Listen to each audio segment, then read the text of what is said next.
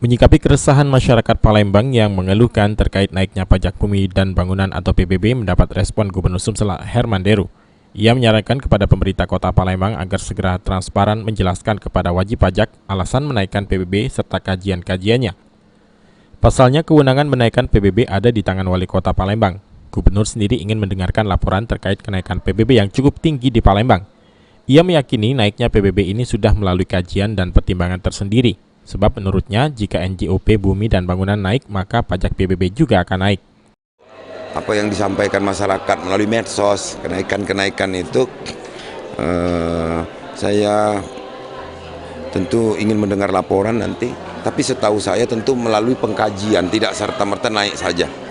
Apa sih alasan kenaikan, ataukah NJOP-nya naik? Kalau nilai jual objek pajaknya naik, otomatis PBB-nya naik, gitu kan.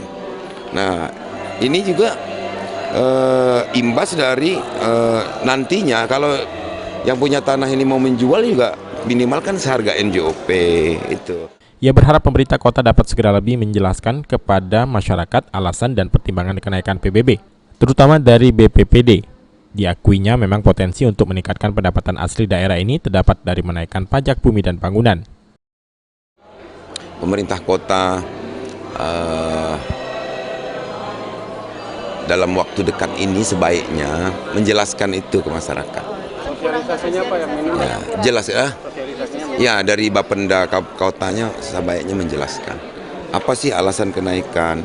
Ini kan kita ini kan dituntut kemandirian ini kota kabupaten, dan salah satu PAD-nya yang paling berpotensi ya PBB.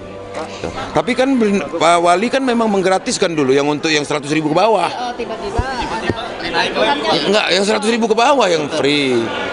Tetap. Yang naik itu yang di atas 100.000. Kalau yang 100.000 ke bawah emang apa langsung bisa Julius Tumban Gaul, PAL TV.